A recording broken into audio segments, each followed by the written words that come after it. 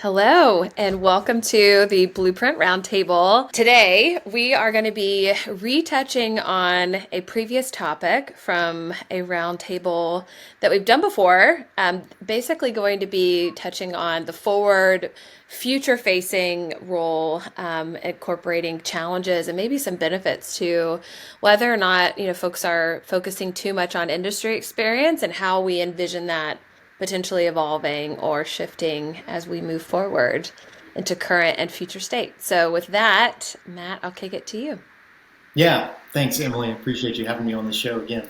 I You're think welcome. um, I think we're continuing to see the trend of industry experience is more of a requirement than a nice to have, whether or not the job description that you're looking at says it. Hiring managers and companies are looking for candidates or individuals that come from the industry that know how to talk to the personas, know how to navigate the whatever vertical they're in. So I'm at least on my end, I'm still seeing the trend as year over year significantly higher, and still as high as it was earlier this year. I don't think we're going to see that go away anytime soon. I think with the market where it is, um, it's more of a safe bet for clients to hire somebody who's come from the industry, right? It reduces your risk of a negative onboarding or negative performance long term, regardless of the role. That being said, we do have some clients that prefer not to have any industry experience. Those are more rare. I appreciate those approach. I think it makes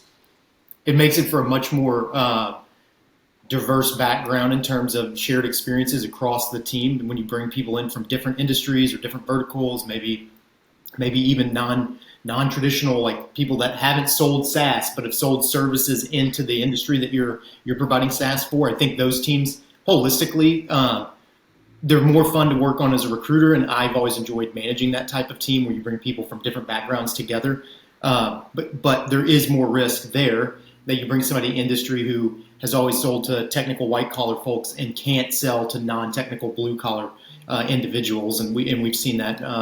All three of us have seen that before, right? But so I think the trend is here to stay for the foreseeable future. From a future standpoint, so I think right now, particularly a little bit earlier this year, which I know we're talking current and moving forward, but I think anytime people want to feel good about a decision or feel like they've got to have a backfill or a good reason for why they hired somebody, if they don't work out, it's to say why they had all the industry experience, right? It's kind of a way to not take accountability.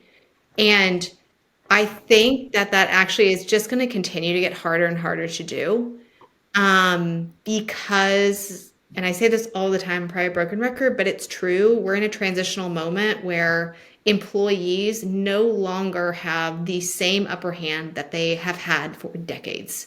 I'm not saying that there aren't times where they have the upper hand, but it is not like this with employers up here. It is starting to even out more. And so why that's important is folks, when you're looking for, your desired unicorns and things and offering a job, and it was, there weren't as many jobs available for a while like that because of remote work. So you could maybe get your unicorn a little bit easier or higher with that background. But now there's so much competition and in the workforce, even in a bad economy, and there's so much more demand from employees that you choosing like what you want that makes you feel better but doesn't really interview if the person has skills or not is just, it's not something that's going to continue to go back to where it was, right? And so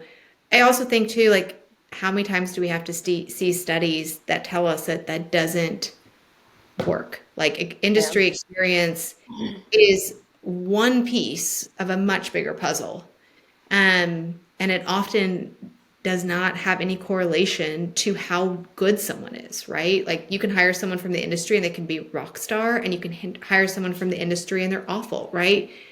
The industry experience has nothing to do with either of their performance. It's skills and behaviors that are lacking or strong between them, right? And I think we're going to get more comfortable with that, and I think we're seeing that more, right? Like, a little bit, but but also there's more, accountability for when you make this hire, they need to work out well. And so I think we're just in that transitional moment where it's still going to be a little tough. People are still going to expect things that aren't realistic.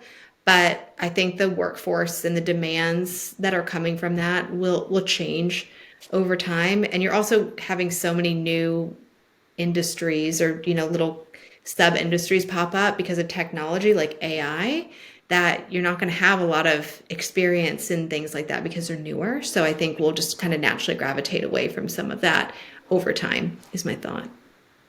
But that's all I have.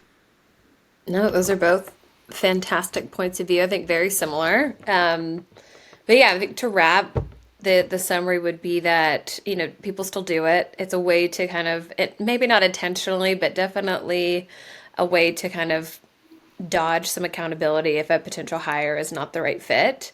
But yeah, I think it goes to kind of what we always say is look beyond the resume, look at the skills and behavior that the person brings. And I think that as the workforce continues to evolve, that the thought is that we might be forced to kind of look beyond industry related experiences, especially as tech comes into play more and more. But great chat, great points of view. Thank you both for your thoughts, and that's all we have today.